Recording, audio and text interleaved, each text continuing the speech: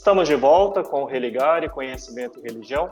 Nós estamos falando hoje sobre as Igrejas Assembleias de Deus. O nosso convidado é o doutor em Ciências da Religião, Gedeon Freire de Alencar. Gedeon, eu precisei interromper você para chamar o intervalo, né? E você falava sobre o papel das mulheres nas Igrejas Assembleias de Deus. Então vamos lá, o que é que você destaca do papel das mulheres como líderes nas Igrejas Assembleias de Deus lá no momento de fundação das igrejas aqui no Brasil? Bom, lembrando que as mulheres são muito protagonistas, e aí os machistas me desculpem, mas as mulheres são protagonistas desde o texto bíblico, né? Apesar da leitura e dos arranjos machistas que tem ali, mas você tem diferentes momentos dessas mulheres sendo protagonistas num período que não tem protagonismo nenhum. E os próprios movimentos posteriores, por exemplo, os Quakers, as mulheres têm muita importância. Os Quakers, no século XVII, vão falar de igualdade de gênero. E nos movimentos depois avivalistas. No próprio movimento da Azusa Street, você tem mulheres na liderança, e mulheres negras. Depois, uma das líderes principal no primeiro momento, a Aimee McPherson, que é a fundadora do Evangelho Quadrangular, na década de 20. Essa mulher abala os Estados Unidos. Ela tem uma rádio, é a primeira rádio evangélica e assim por diante. E aí, quando eu começo a ler o Boa Semente, eu vejo o nome da Frida. Quando eu começo Boa Semente é um jornal... É o jornal que é o anterior ao Mensageiro da Paz. O Mensageiro da Paz nasceu em 30 e existe até hoje. O Boa Semente é anterior, é de 19 a 29. Aí eu descubro que essa mulher, com 26 anos, na Suécia, ela é enfermeira, formada em teologia, ela tem um curso de teologia, ela pega um navio em Estocolmo, em 1917, pega o navio em Estocolmo e vai para Nova York. De Nova York ela vem para Belém, solteira e sozinha. Você consegue imaginar o que é uma mulher, em 1917, fazer uma viagem dessa sozinha e solteira? Aí eu falei, quem é essa mulher? Aí quando eu começo a me interessar pela história dela, eu descubro que ela, inclusive, lidera a igreja. Porque tem um momento que o Zwingli fala, o Zwingli é um homem doente, desde pequeno ele é um cara doente, uma série de problemas, chega no Brasil, pega malária. Tem diferentes momentos do texto dele que ele diz que fica 4 meses, 6 meses de cama, e tem uma hora que ele diz assim, a igreja está sendo dirigida pela irmã Frida e os demais obreiros.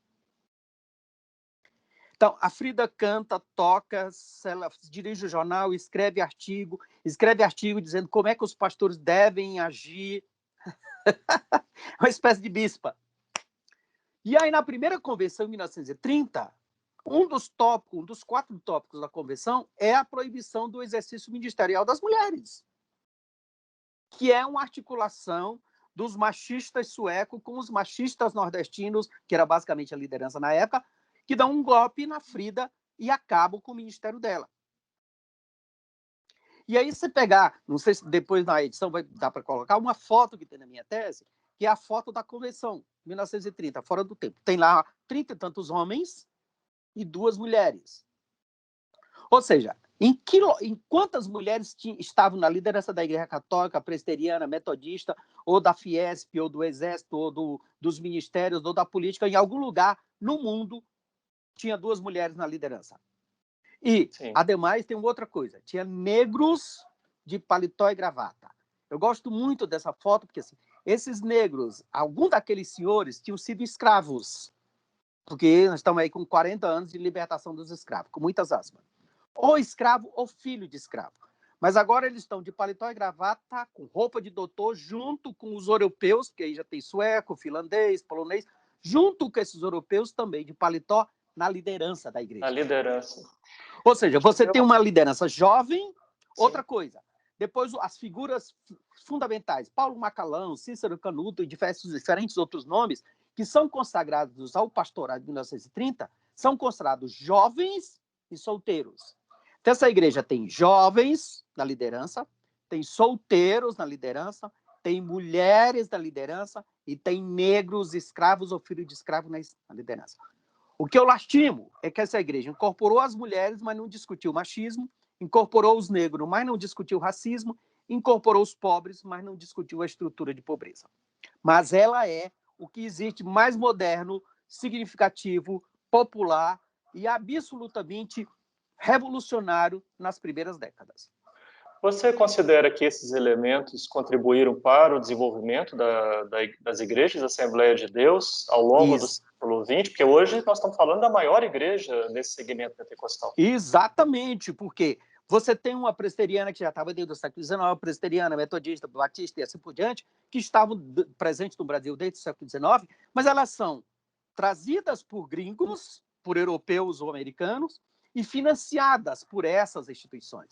Ou seja, mesmo as lideranças internacionais estrangeiras aqui no Brasil precisavam prestar conta às suas sedes. A Assembleia de Deus nasce de forma anárquica, e aí uma vez eu estava falando disso, um pastor me disse assim, admiro você, menino, dizer que é crente, isso foi ação do Espírito Santo. Ou seja, isso é a razão do fiel, não estou discordando Sim. dele. Mas assim, Sim. ela nasce assim, de forma muito voluntarista, né? De forma muito anárquica, com essas figuras. Começa daqui a pouco, eles começam em 11, em 13 já tem consagração de pastores nacionais. Os primeiros pastores que o Ving consagra já são pastores nacionais. Jovens, solteiros, esse pessoal muito voluntarista, muito fânico, muito apaixonado, muito influenciado pela doutrina escatológica da Primeira e Segunda Guerra Mundial, da vinda de Jesus, do final do mundo. E aí você tem a crise da borracha, na década de 20, no norte do Brasil. 200 mil seringueiros saem do norte e se espalham pelo Brasil. Flávio, é muito interessante pegar o Boa Semente, mesmo o jornal Messias da Paz depois, tem carta assim, de uma pessoa do interior do Piauí, do interior de Minas Gerais, daqui de São Paulo. Irmão, nós temos uma igreja aqui, como é que a gente consegue, como é que a gente faz para definir o pastor? Aí o Vim disse assim, não, a própria igreja se reúne e escolhe seu pastor. Por quê? Porque ela explodiu. Em 20 anos, ela está presente no Brasil inteiro, sim, por causa, fundamentalmente, da migração interna. Agora, ela não tem que dar satisfação aos Estados Unidos, à Alemanha, à Inglaterra, ou a lugar nenhum. Ela não tem dólar, ela não tem escola, ela não tem faculdade, ela não tem hospital, ela tem só a paixão dessas pessoas, de forma muito voluntárias, muito apaixonadas, e, diria os crentes, muito influenciada pela paixão de Deus e do Espírito Santo. Bem, nós não vamos conseguir avançar muito, porque teríamos muita coisa para falar das igrejas da Assembleia de Deus hoje. Mas eu não gostaria de deixar de comentar um livro enviado pelo Iago Freitas Gonçalves, que é da editora Recriar, um livro escrito por você, Ecumenismos e Pentecostalismos. Bem, como que você trata, né, do tema do ecumenismo aqui nessa obra, né, falando sobre as igrejas Assembleia de Deus? E a gente vai terminar com essa questão. Eita, pouco minuto para definir um negócio tão complexo. Bom, a questão é a seguinte, os ecumenismos, no plural, é um projeto das sociedades bíblicas do Brasil, das sociedades bíblicas internacionais, no final do século XIX, quando eles percebem assim, está chegando o século XX e nós não alcançamos o mundo com o evangelho. Então, tem a ideia ecumênica de levar E aí você tem o Congresso de Edimburgo, em 1910, depois o Congresso de Evangelização aqui na América Latina, no Panamá, em 1916. Só que é um projeto intelectual das grandes instituições, das grandes denominações, com dinheiro europeu ou americano. E aí a grande pergunta, e o subtítulo que você não disse, do meu livro é a relação entre o pescoço e a guilhotina. Porque os ecumenismos são antipentecostais e os pentecostalismos são anti-ecumênicos. Quando ambos se parecem, têm pautas em comum e que poderiam muito caminhar junto. Enquanto um diz que é ação do diabo e o outro diz que é ação de Satanás, e aí vai, vive nessa disputa infame, desonesta e desnecessária, poderiam trabalhar junto. Só que eu descobri, já bem depois que eu terminei o doutorado, da Comissão do Diálogo Vaticano Pentecostal, que daria um estudo à parte. Né? Há 50 anos existe uma Comissão do Diálogo Vaticano Pentecostal. E é interessante que o mundo ecumênico no Brasil evita falar dessa comissão, e se ela é desconhecida para o próprio movimento ecumênico, ela é absolutamente desconhecida para o movimento pentecostal.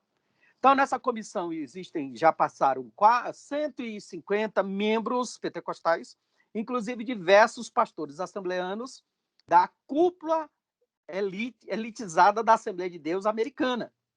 Ou seja, como eu brinco no texto, se o ecumenismo é coisa do diabo, esqueceram de avisar para as outras Assembleias de Deus no resto do mundo. O ecumenismo toma essa conotação satânica a partir da Guerra Fria, na década de 70, mas, ironicamente, no final da década de 40, tem um artigo no Mensageiro da Paz, logo depois da guerra e logo depois da oficialização do Conselho Mundial de Igreja, que é muito interessante, se oficializa em 48, e a Conferência Mundial Pentecostal se oficializou também com propostas ecumênicas em 47. Então, bem próximas, ambas ali na Alemanha, na Holanda.